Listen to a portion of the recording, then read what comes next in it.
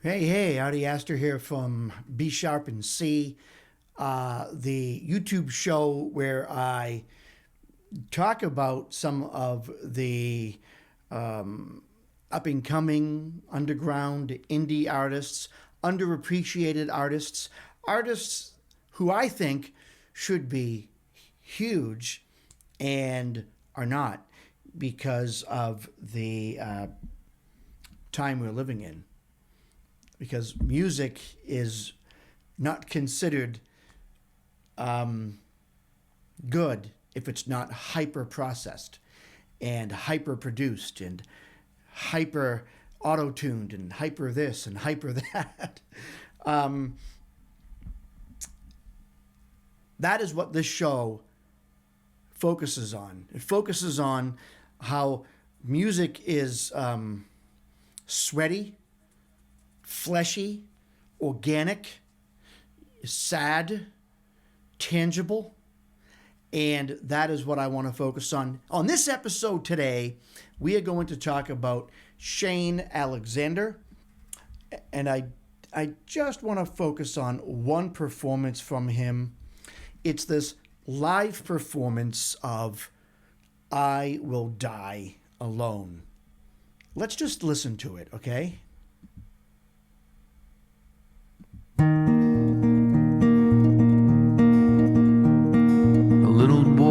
Baby blue, dancing in my mama's room, I still hear her singing to me. She sang of life, sang of love, everything I would become, how I'd meet the woman of my dreams. But I was born of desert fire, driven by my one desire, traded all I had for the great unknown. A bleeding heart I don't possess. When I'm finally laid to rest, I will die alone. I left the church, I took a stand, left everything they had planned. I heard the devil call out to me. No diamond ring, no wedding band, the love I had slipped through my hands, and I will never be free. I was born of desert fire, driven by my one desire, traded all I had for the great unknown. A bleeding heart I don't possess. When I'm finally laid to rest, I will die alone. Yes, I will die alone.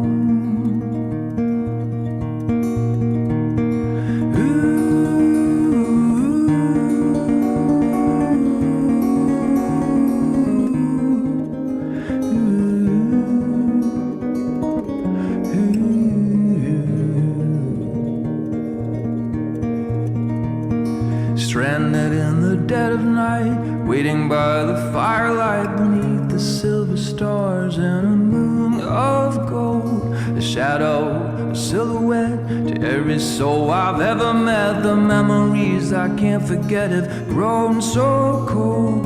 But I was born of desert fire, driven by my one desire, traded all I had for the great unknown. A bleeding heart I don't possess. When I'm finally laid to rest, I will die alone. I will die alone. I will die alone.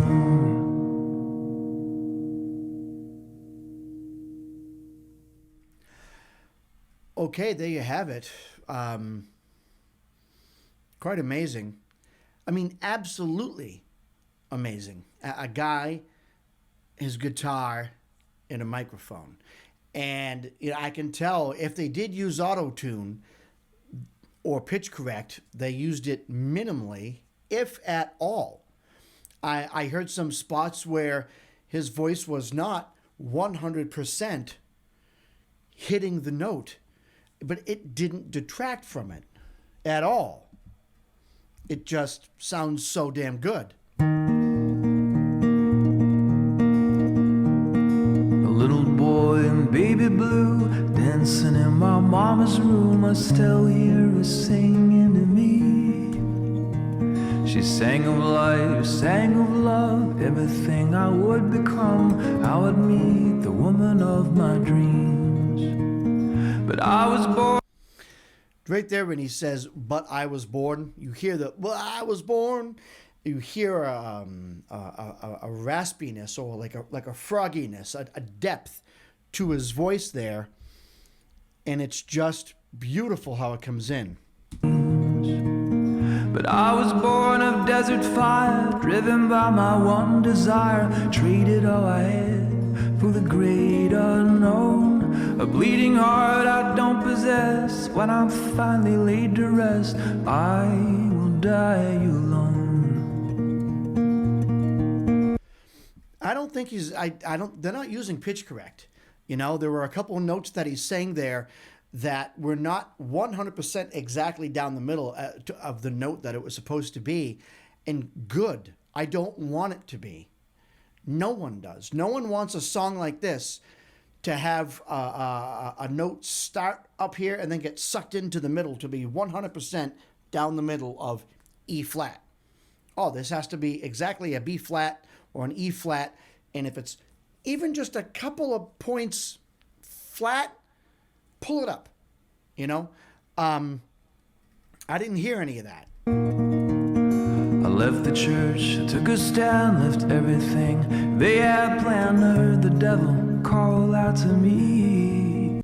You can hear he's hitting the notes. It's a beautiful job singing. He's hitting the notes wonderfully, but you can also hear that he's a human being with emotion singing the song.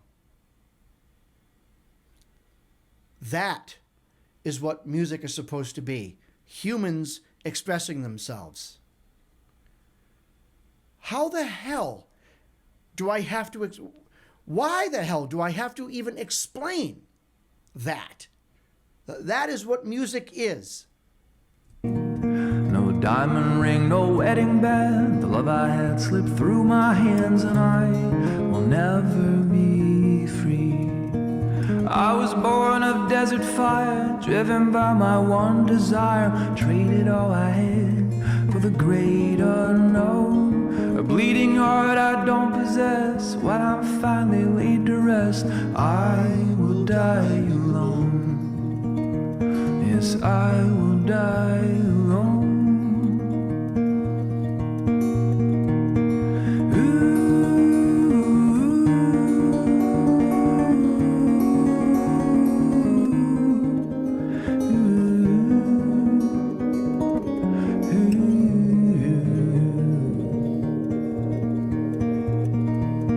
Stranded in the dead of night, waiting by the firelight beneath the silver stars and a moon of gold. It's a perfect song.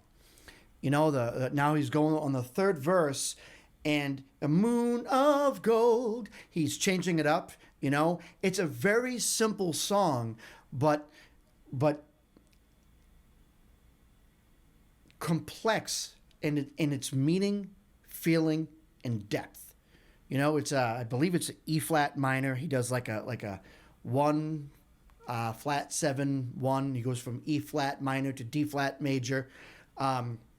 Pretty much those are the verses.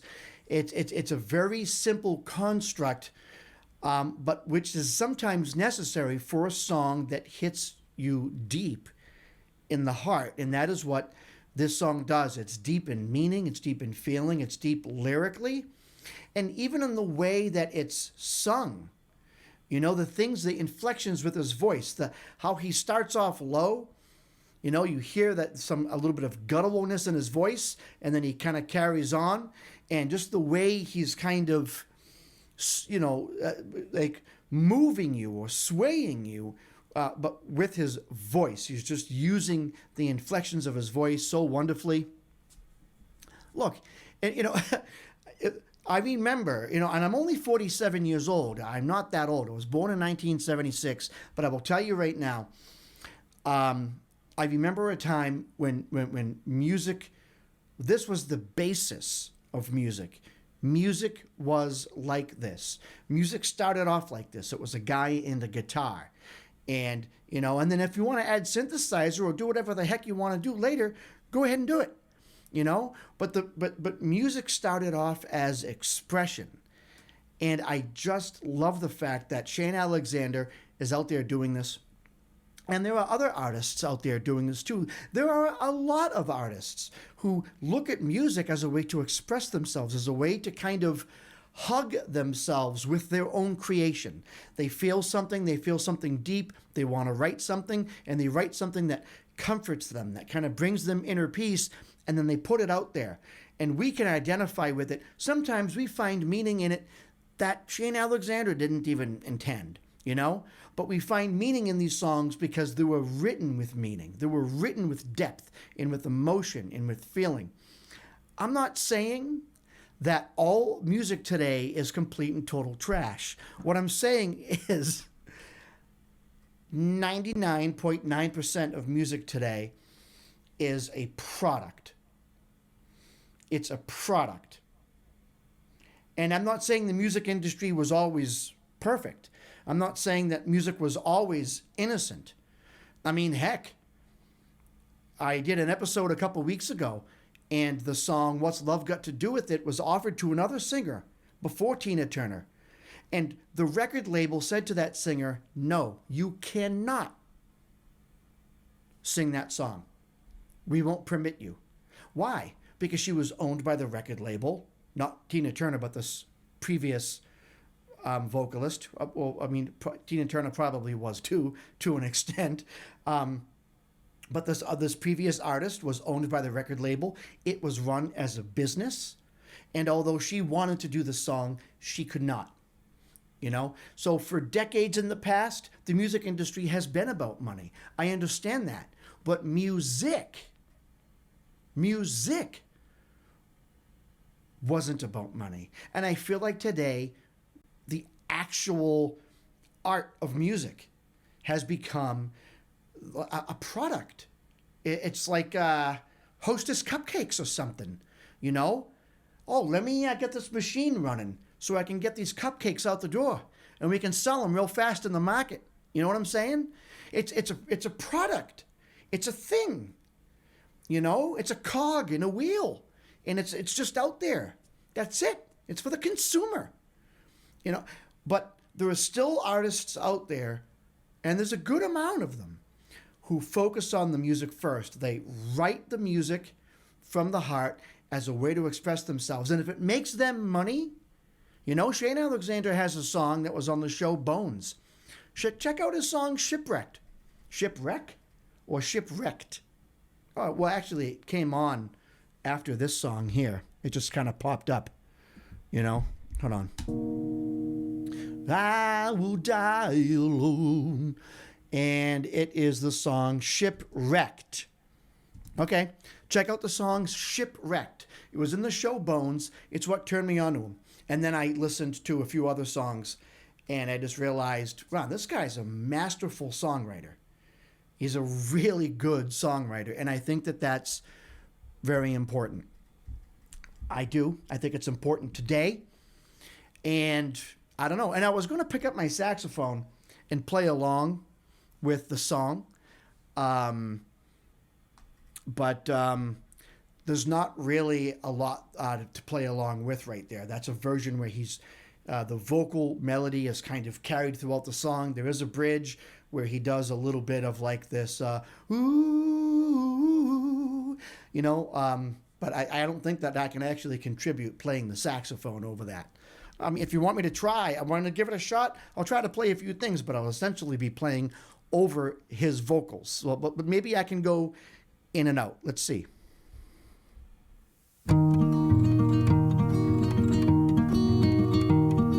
little boy in baby blue dancing in my mama's room. I still hear her singing to me. She sang of life, sang of love, everything I would become, how I'd meet the woman of my dreams. I was born of desert fire, driven by my one desire, traded all I had for the great unknown. A bleeding heart I don't possess, and when I'm finally laid to rest,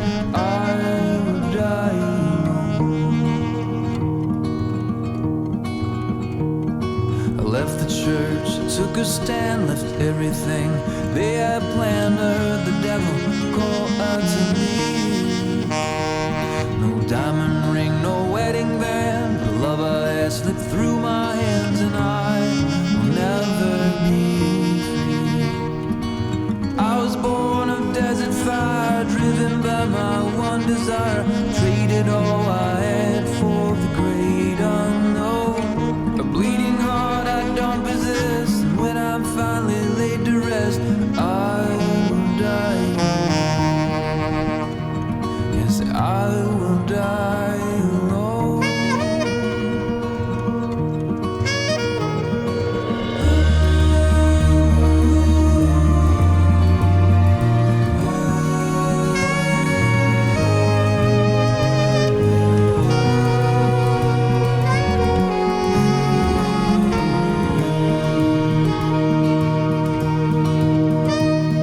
Stranded in the dead of night, waiting by the firelight beneath the silver stars and a moon of gold. A shadow, a silhouette to every soul I've ever met. The memories I can't forget have grown so cold. I was born of desert fire, driven by my one desire, traded all I had for the great unknown. A bleeding heart I don't possess, and when I'm finally laid to rest, I will die. Yes, I will die alone. I will die alone. All right, there you go. That was actually really difficult to do. I went to his studio version, which is a little bit more spacious. It's got a little bit more instrumentation in it, and I feel like the saxophone could have blended in more. And because I didn't want to do 56 takes, as I was going through it, I saw a couple spots where I could really solo. It's in C minor for the alto sax, E flat minor, for regular piano or just regular concert pitch. There were a few spots where I really could have done a little bit more, but I feel like with a song like this, unless you're given space to solo, the song structure and the wonderful voice and the excellent lyrics of Shane Alexander, to be completely honest with you, you don't want to play over that. You want that to shine. So I just kind of tried to be accompaniment, but it's difficult. I didn't put it through a DAW. I just recorded it live through the microphone. Only did 3 takes. So the first 2 takes, the first take, I just completely made a mistake. I wanted to play an A flat, and I played an A.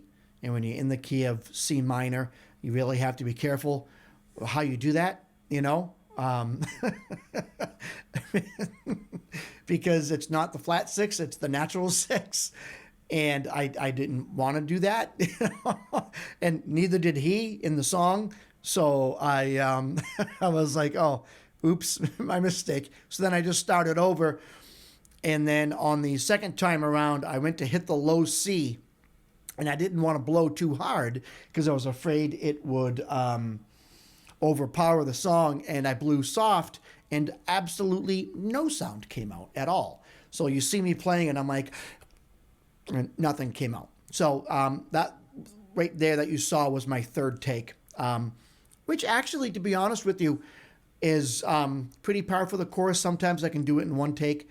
Sometimes I do it in a few. There's been a couple songs where I've tried like 10 takes, and then I'm like, I'm done. This is it. This is what I'm going to do, And there's a couple other songs where I do 1 take. I have songs out there that are released that I did saxophone for the artist. And I put the song in my DAW, and I played it, and I set everything up for the saxophone. I played the saxophone to get the sound right, and then said, okay, let's play. And I had the chord changes written down, and I went through the song once. And I sent it to the artist and said, this is a draft of what I am thinking of doing. What do you think? Perfect, I'll use this. So the first take of a song is actually in a couple released songs that are out there. And that's very rare, but that does happen. But I feel like if you improvise on a daily basis, if you make it a habit to improvise, I feel like that can happen more often. You know, I mean, Louis Armstrong used to go into the studio, and the only thing he had memorized was a couple of licks in the lyrics to the song.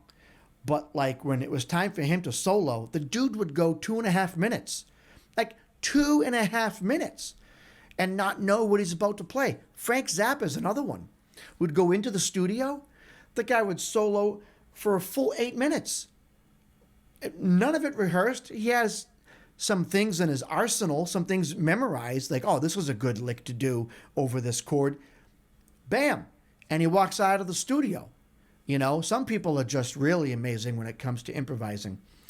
But this episode is not about that. This episode is about the amazing songwriting of Shane Alexander. I'll put some links down below for y'all to listen to his music. I don't think I've ever done an actual B sharp and C episode about Shane Alexander, so this would be my first one. Shane, if you're watching, and I'll send you the link, I'm sorry if I killed your song with the saxophone. That was so ridiculously raw. But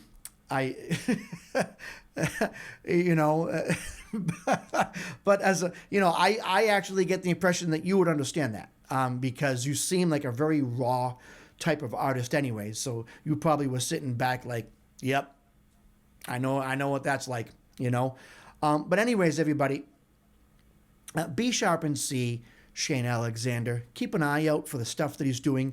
Follow him on Instagram. Subscribe to his YouTube channel, and keep abreast as to what he's doing. He's continuing to make music, and I'm just gonna take a wild guess that he's gonna come up with some great stuff in the future. So that's it for this episode of B sharp and C. Until next time, keep it groovy.